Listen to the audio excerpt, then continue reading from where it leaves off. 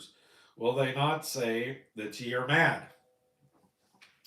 We do not want a stranger to step into the church and think he has entered into a group of people who have gone mad. If there is one thing we need today, it is logical, meaningful presentation of the Word of God. People in the world are intelligent, they are scientific, and they are sophisticated. They want a logical message which can be understood. The Word of God needs to be presented so it can be understood. Verse 24. But if all prophesy, and there come in one that believeth not, or one unlearned, he is he is convinced of all, he is judged of all. And thus are the secrets of his heart made manifest. And so, falling down on his face, he will worship God and uh, re, and report that God is in you of a truth. In other words, if you are preaching the word of God and an unbeliever comes in, he will come under conviction and be converted. Verse 26. Howbeit is it then, brethren, when you come together, every one of you hath a psalm or a doctrine, hath a tongue, hath a revelation, hath an interpretation. Let all things be done unto edifying. If there is going to be any speaking in a tongue, there must be an interpreter there, and the message must be edifying.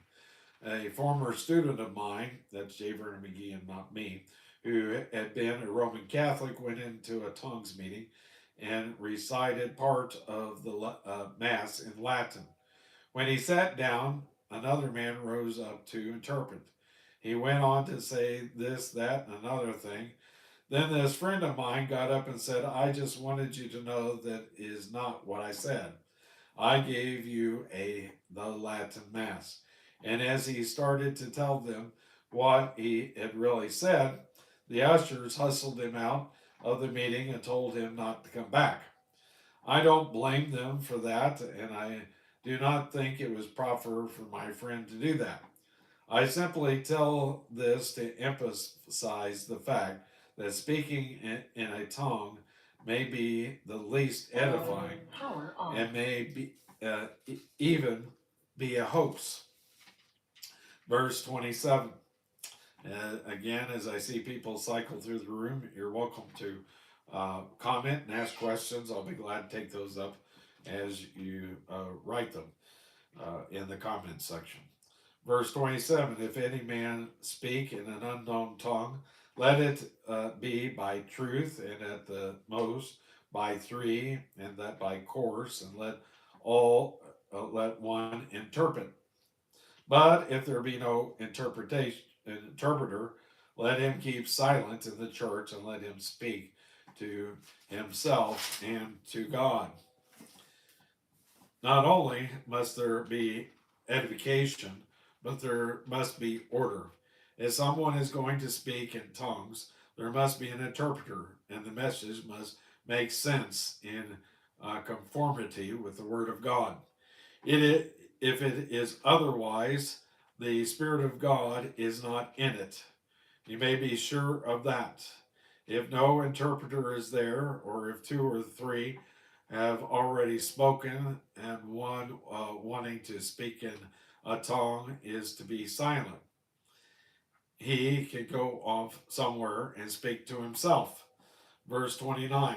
Let the prophets speak two or three, and let the others judge. If anything be revealed to another that sitteth by, let the other hold his peace.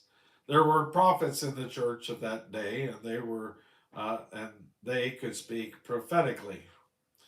We know that the daughters of Philip prophesied.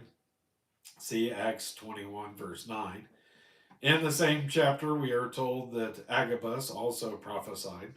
We don't have the gift of foretelling the future anymore. Even the weatherman doesn't do very well in the area of prediction. And that concludes that section. Now we're